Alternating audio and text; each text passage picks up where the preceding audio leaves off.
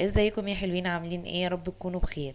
جايلكم النهارده بفيديو جديد كله نشاط وطاقة وتحفيز وتشجيع، وان شاء الله تستفادي منه. واتفرجي معايا الفيديو للنهاية، وما تنسوش لايكات كتير وتعليقاتكم، واشتركي في القناة لو لسه ما اشتركتيش. ويلا بينا نسمي الله ونصلي على الرسول عليه افضل الصلاة والسلام. هبتدي النهارده بالأوضة ان انا عايزة اغير نظامها خالص، فهبتدي ان انا الم كل حاجة فيها عشان ابتدي ان انا اغير النظام.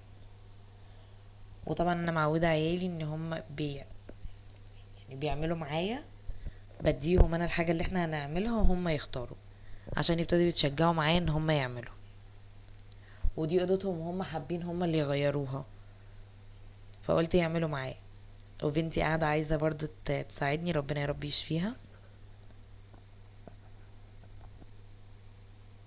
هبتدي ان انا دلوقتي بنضف الشباك من اي رملة عشان هبتدي ان انا امسحه. حطيت مية وكلوريكس وصابون مواعين، وهبتدي ان انا اعمله بس مش هغرق الدنيا، حفاظا يعني على الناس اللي تحتي. هكنس الارض الاول من اي رملة علشان ما تجيش على الحيطة لما اجي ان انا امسحها.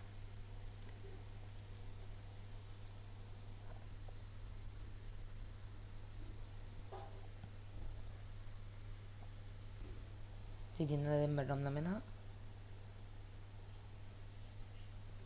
وانا متعودة ان انا بعمل حاجة حاجة عشان ما كركبش الدنيا على نفسي واحس ان انا الحاجة تقلت عليا، فابتدي ان انا اعمل حاجة حاجة. دلوقتي بدأت بالشباك ان انا بنضفه وبمسحه، وبالحيطة برضو نفس الكلام، ما بغرقش الدنيا. ابني هنا ابتدى ان هو عايز برضو هو اللي يساعدني، خليته يعمل هو الحيطة دي، وطبعا برجع راجع عليها عشان لو في اي حاجة هو نساها. وهنا هم ابتدوا يلموا الملايات وهيشيلوا لي المراتب عشان ابتدي ان انا اشيل السرير، وانا كنت بعمل الحيطة اللي هناك عند الشباك. المراتب كانت تقيلة عليهم وانا كنت بقول لهم والله يسيبوها، بس ما كانوش راضيين، كانوا حابين ان هم يساعدوني، بس هيجوا المرتبة اللي هناك دي مش هيعرفوا يشيلوها لوحدهم، حاجة انا اساعدهم فيها. وهنا دول كانوا اللحافين انا مطلعاهم برضو عشان عايزة اغسلهم استعدادا للشتاء.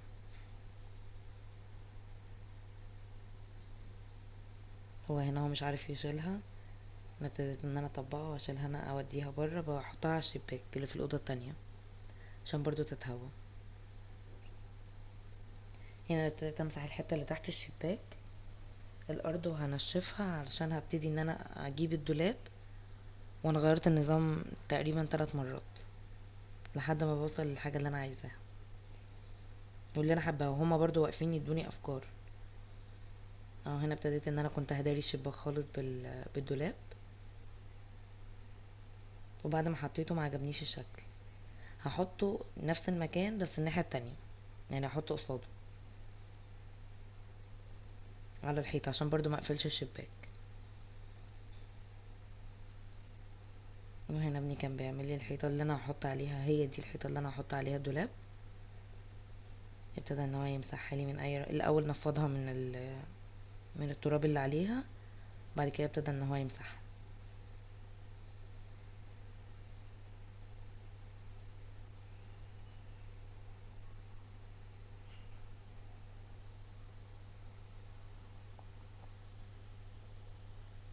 هيطلع يعمل الحته اللي فوق، جاب السلم عشان مش هيطولها.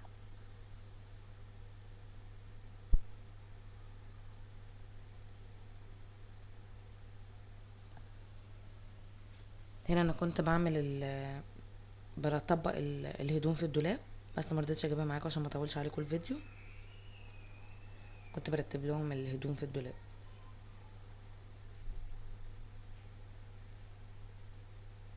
وهرجع برضو هشوفه ان هو طبعا ما عملهاش كويس، فهبتدي ان انا اعملها انا.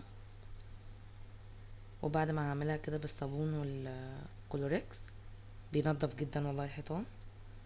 هبتدي ان انا اجيب فوطة هبلها مية وامسحها، وبعد كده هرجع اجيب فوطة وانشفها.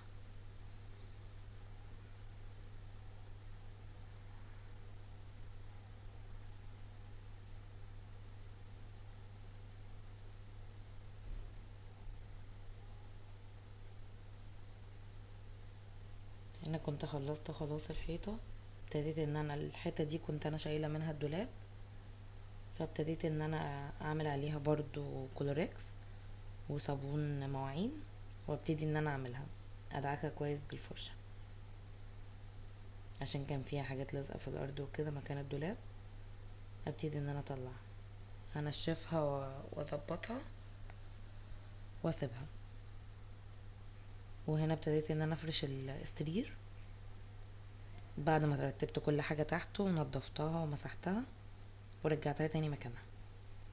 ابتديت ان انا افرش الملايات النظيفة.